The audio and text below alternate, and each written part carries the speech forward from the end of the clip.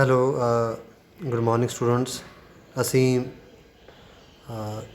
Chapter 5th ਉਦਾਰਵਾਦ, ਠੀਕ ਹੈ। ਉਦਾਰਵਾਦ ਸਾਡੇ ਸਿਲੇਬਸ ਦੇ ਵਿੱਚ ਟੌਪਿਕ ਹੈ ਜਿਸ ਨੂੰ ਅਸੀਂ ਪੜ੍ਹਨਾ ਹੈ। ਚੈਪਟਰ ਦਾ ਫੁੱਲ ਨੇਮ ਲਿਖਿਆ ਹੈ ਕੁਝ ਪ੍ਰਮੁੱਖ ਸਮਕਾਲੀ ਰਾਜਨੀਤਿਕ ਵਿਚਾਰਧਾਰਾਵਾਂ। ਉਦਾਰਵਾਦ ਭਾਵ ਅਸੀਂ ਜਿਹੜੀਆਂ ਜੋ ਵੱਖ-ਵੱਖ ਰਾਜਨੀਤੀ ਵਿੱਚ ਵਿਚਾਰਧਾਰਾਵਾਂ ਨੇ ਉਹਨਾਂ ਬਾਰੇ ਪੜ੍ਹਨਾ। ਉਹਨਾਂ ਵਿੱਚੋਂ ਉਦਾਰਵਾਦ ਇੱਕ ਇੰਪੋਰਟੈਂਟ ਵਿਚਾਰਧਾਰਾ ਹੈ। ਉਦਾਰਵਾਦ ਅਤੇ ਮਾਰਕਸਵਾਦ ਇਹ ਦੋ ਸਾਡੇ ਸਿਲੇਬਸ ਵਿੱਚ ਨੇ, ਅਸੀਂ ਪੜ੍ਹਾਂਗੇ। ਸੋ ਜਿਵੇਂ ਇੰਟਰੋਡਕਸ਼ਨ ਦੇ ਵਿੱਚ ਹੈ ਕਿ ਵੀ ਵੱਖ-ਵੱਖ ਸਮਿਆਂ 'ਤੇ ਵੱਖ-ਵੱਖ ਰਾਜਨੀਤਿਕ ਵਿਚਾਰਧਾਰਾਵਾਂ ਪੇਸ਼ ਕੀਤੀਆਂ ਗਈਆਂ ਵਾ। ਉਹਨਾਂ ਵਿੱਚੋਂ ਉਦਾਰਵਾਦ, ਵਿਅਕਤੀਵਾਦ, ਵਿਵਹਾਰਵਾਦ, ਮਾਰਕਸਵਾਦ, ਗਾਂਧੀਵਾਦ ਆਦਿ ਪ੍ਰਮੁੱਖ ਆ। ਅਤੇ ਜੋ ਉਦਾਰਵਾਦ ਹੈ ਇਹ ਆਧੁਨਿਕ ਯੁੱਗ ਦੀ ਇੰਪੋਰਟੈਂਟ ਇੱਕ ਮਹੱਤਵਪੂਰਨ ਵਿਚਾਰਧਾਰਾ ਵਾ, ਠੀਕ ਹੈ। ਸੋ ਜੇਕਰ ਅਸੀਂ ਉਦਾਰਵਾਦ ਦੀ ਗੱਲ ਕਰਦੇ ਹਾਂ ਅਤੇ ਵੀ ਉਦਾਰਵਾਦ ਹੈ ਕੀ ਹੈ, ਤਾਂ ਉਹਦੇ ਵਿੱਚ ਮੁੱਖ ਤੌਰ 'ਤੇ ਕੀ ਹੈ ਕਿ ਉਦਾਰਵਾਦ ਦਾ ਮਤਲਬ ਇਹ ਹੈ ਕਿ ਅਜਿਹੀ ਵਿਚਾਰਧਾਰਾ ਵਾ ਇਹ ਇੱਕ ਤਾਂ ਮੰਨਦੇ ਸਾਰੇ ਲੋਕ ਸਮਾਨ ਆ, ਠੀਕ ਹੈ, ਸੁਤੰਤਰ ਆ ਅਤੇ ਕਿਸੇ ਨੂੰ ਕੋਈ ਵਿਸ਼ੇਸ਼ ਅਧਿਕਾਰ ਦੇਣ ਦੀ ਲੋੜ ਨਹੀਂ ਹੈ।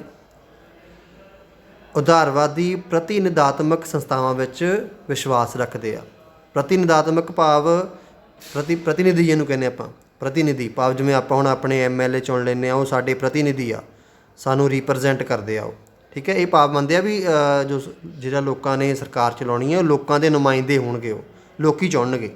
ਭਾਵ ਇਹ ਮੰਨਦੇ ਕਿ ਲੋਕਾਂ ਕੋਲ ਮੁੱਖ ਸ਼ਕਤੀ ਹੈ ਅਤੇ ਲੋਕਾਂ ਦੀ ਭਲਾਈ ਕਰਨਾ ਹੀ ਸਰਕਾਰ ਦਾ ਮੁੱਖ ਕੰਮ ਹੈ ਔਰ ਨਿੱਜੀ ਜ਼ਿੰਦਗੀ ਵਿੱਚ ਕੋਈ ਦਖਲਅੰਦਾਜ਼ੀ ਨਹੀਂ ਕਰਨੀ ਚਾਹੀਦੀ ਔਰ ਆਰਥਿਕ ਖੇਤਰ ਵਿੱਚ ਪੂਰੀ ਸੁਤੰਤਰਤਾ ਹੋਣੀ ਚਾਹੀਦੀ ਹੈ।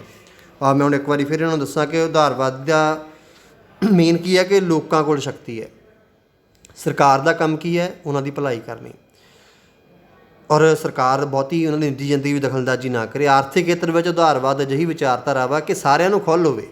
ਜਿੱਥੇ ਉਦਾਰਵਾਦੀ ਵਿਚਾਰਧਾਰਾ ਹੁੰਦੀ ਹੈ ਉਹਨਾਂ ਮੁਲਕਾਂ ਦੇ ਵਿੱਚ ਹਰ ਕਿਸੇ ਨੂੰ ਖੁੱਲ੍ਹ ਆ ਕਿ ਕੋਈ ਵੀ ਆਪਣਾ ਬਿਜ਼ਨਸ ਕਰ ਸਕਦਾ ਵਾ, ਕੋਈ ਪੈਸੇ ਆਪਣੇ ਵੱਧ ਕਮਾਉਣ ਲਈ ਜਿਹੜਾ ਮਰਜ਼ੀ ਬਿਜ਼ਨਸ ਸ਼ੁਰੂ ਕਰ ਲਵੇ, ਜਿੰਨੀ ਮਰਜ਼ੀ ਪੂੰਜੀ ਰੱਖ ਲਵੇ। ਉਹ ਭਾਵ ਅਜਿਹੀਆਂ ਖੁੱਲ੍ਹਾਂ ਹੁੰਦੀਆਂ ਨੇ ਕਿ ਔਰ ਉਹਦੇ ਵਿੱਚ ਸਰਕਾਰ ਜਿਹੜੀ ਲਾਇਸੈਂਸ ਪ੍ਰਣਾਲੀ ਉਹਨੂੰ ਵੀ ਸੌਖਾ ਰੱਖਦੀ ਆ ਵੀ ਕੋਈ ਵੀ ਬੰਦਾ ਬਿਜ਼ਨਸ ਕਰ ਸਕੇ, ਆਪਣੇ ਪੈਸੇ ਕਮਾ ਸਕੇ, ਠੀਕ ਹੈ। ਇਹ ਉਦਾਰਵਾਦ ਦੀ ਵਿਚਾਰਧਾਰਾ ਵਾ। ਅਤੇ ਬਾਕੀ ਆਪਾਂ ਡਿਟੇਲ ਦੇ ਵਿੱਚ ਅੱਗੇ ਵੀ ਪੜ੍ਹਾਂਗੇ। ਔਰ ਜਿਹੜੇ ਉਦਾਰਵਾਦ ਸ਼ਬਦ ਦਾ ਜਿਹੜਾ ਜਨਮ ਆ ਅਤੇ ਅਰਥ ਆ ਉਹ ਕੀ ਆ ਉਹਨੂੰ ਪੜ੍ਹਦੇ ਆਪਾਂ। ਉਦਾਰਵਾਦ ਸ਼ਬਦ ਅੰਗਰੇਜ਼ੀ ਭਾਸ਼ਾ ਦੇ ਸ਼ਬਦ ਲਿਬਰਲਿਜ਼ਮ ਦਾ ਪੰਜਾਬੀ ਅਨੁਵਾਦ ਹੈ। ਭਾਵ ਇਹਨੂੰ ਲਿਬਰਲਿਜ਼ਮ ਅਸੀਂ ਇੰਗਲਿਸ਼ ਵਿੱਚ ਕਹਿੰਦੇ ਹਾਂ ਅਤੇ ਪੰਜਾਬੀ 'ਚ ਅਸੀਂ ਇਹਨੂੰ ਉਦਾਰਵਾਦ ਕਹਿ ਦਿੰਦੇ ਹਾਂ। ਅਤੇ ਇਹ ਜਿਹੜਾ ਸ਼ਬਦ ਹੈ ਲਤੀਨੀ ਭਾਸ਼ਾ ਦਾ ਲਿਬਰਸ ਸ਼ਬਦ ਹੈ ਜਿਹਦੇ ਵਿੱਚੋਂ ਇਹ ਸ਼ਬਦ ਬਣਿਆ। ਔਰ ਲਿਬਰਸ ਸ਼ਬਦ ਦਾ ਅਰਥ ਕੀ ਸੀ? ਸੁਤੰਤਰ ਵਿਅਕਤੀ। ਭਾਵ ਇਹਦੇ ਸੁਤੰਤਰਤਾ ਜਿਹੜੀ ਵਿਅਕਤੀ ਦੀ ਉਹ ਮੇਨ ਆ, ਇੱਥੋਂ ਇਹ ਸ਼ਬਦ ਨਿਕਲਿਆ ਵਾ।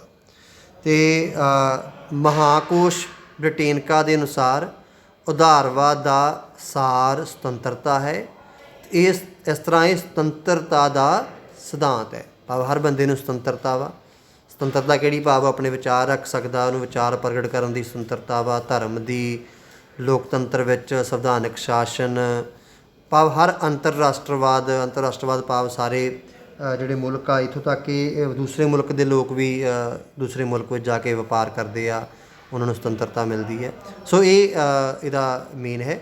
ਤੁਸੀਂ ਮੇਨ ਯਾਦ ਕੀ ਰੱਖਣਾ ਕਿ ਉਦਾਰਵਾਦ ਜਿਹੜੀ ਸੰਸਥਾ ਹੈ ਇਹਦਾ ਅਰਥ ਕੀ ਹੈ ਕਿ ਸਾਰੇ ਬਰਾਬਰ ਆ, ਸਾਰਿਆਂ ਨੂੰ ਸੁਤੰਤਰਤਾ ਹੋਵੇ, ਲੋਕਾਂ ਦੀ ਚੁਣੀ ਹੋਈ ਸਰਕਾਰ ਹੋਵੇ ਔਰ ਸਰਕਾਰ ਦਖਲਅੰਦਾਜ਼ੀ ਨਾ ਕਰੇ। ਆਰਥਿਕ ਖੇਤਰ ਵਿੱਚ, ਧਾਰਮਿਕ ਖੇਤਰ ਵਿੱਚ, ਸਮਾਜਿਕ ਖੇਤਰ ਵਿੱਚ, ਰਾਜਨੀਤਿਕ ਖੇਤਰ ਵਿੱਚ ਹਰ ਥਾਂ ਲੋਕਾਂ ਨੂੰ ਸੁਤੰਤਰਤਾ ਹੋਵੇ, ਠੀਕ ਹੈ। ਇਹ ਉਦਾਰਵਾਦ ਹੈ।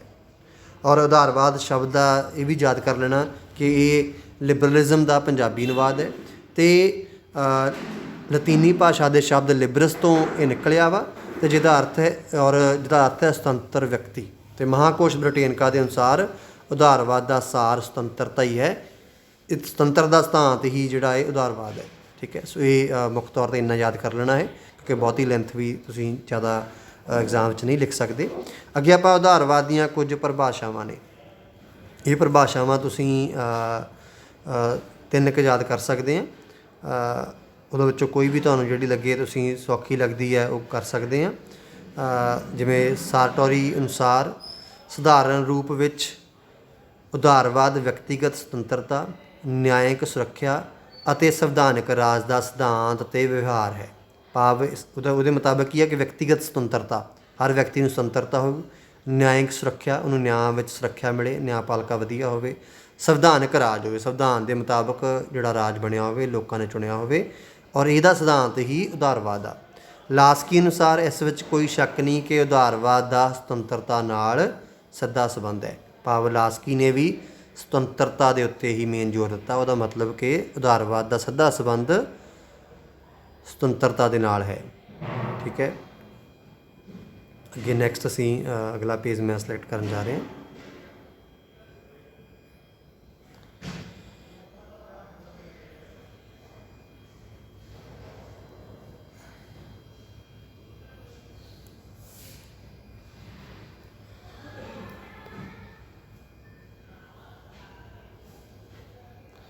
ਸਟੂਡੈਂਟ ਤੁਸੀਂ ਇਹਨੂੰ ਜਦੋਂ ਪੜ੍ਹਨਾ ਹੈ ਇਹਦੇ ਵਿੱਚ ਇੰਪੋਰਟੈਂਟ ਜਿਹੜਾ ਹੈ ਮੇਨ ਯਾਦ ਰੱਖ ਲਓ। ਉਦਾਰਵਾਦ ਹੈ ਕੀ ਹੈ, ਮੈਂ ਫਿਰ ਰਿਪੀਟ ਕਰ ਰਿਹਾ ਕਿ ਉਦਾਰਵਾਦ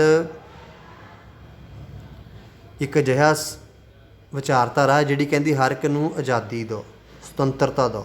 ਠੀਕ ਹੈ, ਔਰ ਉਹਦੇ ਵਿੱਚ ਸਾਰੇ ਸਮਾਨ ਆ। ਰਾਜ ਦਾ ਕੰਮ ਲੋਕਾਂ ਦੀ ਭਲਾਈ ਕਰਨਾ ਵਾ, ਸਰਕਾਰ ਲੋਕਾਂ ਨੇ ਚੁਣਨੀ ਹੈ। ਠੀਕ ਆ, ਹਰ ਵਿਅਕਤੀ ਨੂੰ ਆਰਥਿਕ, ਧਾਰਮਿਕ, ਸਮਾਜਿਕ ਹਰ ਖੇਤਰ ਵਿੱਚ ਸੁਤੰਤਰ ਆਓ। ਠੀਕ ਹੈ, ਅੱਗੇ ਤਿੰਨ ਹੋਰ ਡੈਫੀਨੇਸ਼ਨਸ ਨੇ, ਆਪਾਂ ਕੋਈ ਜਿਹੜਾ ਇਹਦੇ ਵਿੱਚੋਂ ਇੱਕ ਹੋਰ ਕਰ ਲੈਂਦੇ ਹਾਂ। ਹੈਲੋਵੈਲ ਦੇ ਅਨੁਸਾਰ ਉਦਾਰਵਾਦ ਜੀਵਨ ਦੇ ਬੌਧਿਕ, ਸਮਾਜਿਕ, ਧਾਰਮਿਕ, ਰਾਜਨੀਤਿਕ ਅਤੇ ਆਰਥਿਕ ਆਦਿ ਸਾਰੇ ਖੇਤਰਾਂ ਵਿੱਚ ਸੁਤੰਤਰਤਾ ਦੀ ਮੰਗ ਦਾ ਪ੍ਰਤੀਕ ਹੈ। ਉਦਾਰਵਾਦ ਕੀ ਹੈ? ਬੌਧਿਕ ਤੌਰ 'ਤੇ ਵੀ, ਬੌਧਿਕ ਭਾਵ ਸਾਡਾ ਮਾਇੰਡ ਤੌਰ 'ਤੇ ਕੀ ਸੋਚਣਾ ਅਸੀਂ, ਹੈ ਨਾ, ਜੋ ਕੀ ਲਿਖਣਾ ਅਸੀਂ, ਬੌਧਿਕਤਾ ਸਾਡੇ ਦਿਮਾਗ ਨਾਲ ਸੰਬੰਧਿਤ ਹੁੰਦੀ ਚੀਜ਼ ਹੈ। ਧਾਰਮਿਕ, ਰਾਜਨੀਤਿਕ, ਆਰਥਿਕ ਹਰ ਪੱਖ ਤੋਂ ਸੁਤੰਤਰਤਾ ਹੋਵੇ।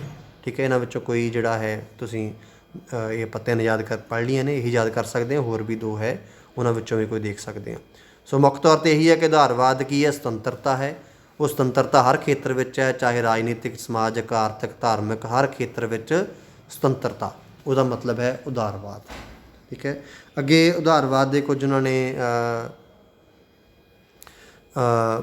ਕੁਝ ਸਮਰਥਕਾਂ ਦੇ ਨਾਮ ਵੀ ਲਿਖੇ ਹੋਏ ਨੇ।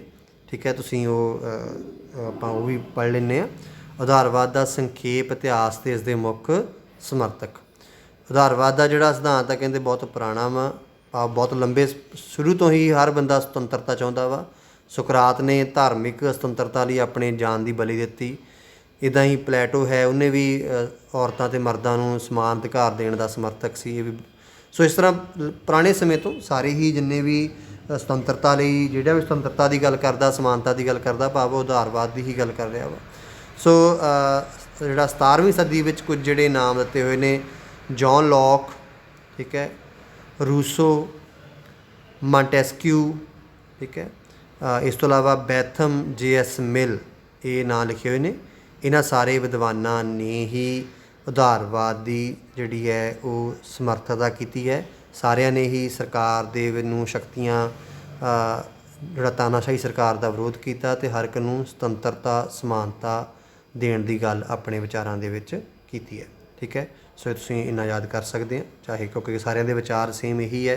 ਜਿਵੇਂ ਜਿਹੜਾ ਜੌਨ ਲੌਕ ਹੈ, ਉਹਨੇ ਵੀ ਇਹੀ ਕਿਹਾ ਕਿ ਰਾਜ ਦਾ ਉਦੇਸ਼ ਵਿਅਕਤੀ ਦੇ ਰਸਤੇ ਵਿੱਚ ਘੱਟ ਰੁਕਾਵਟਾਂ ਨੂੰ ਦੂਰ ਕਰਨਾ ਅਤੇ ਘੱਟ ਦਖਲਅੰਦਾਜ਼ੀ ਕਰਨੀ ਹੈ।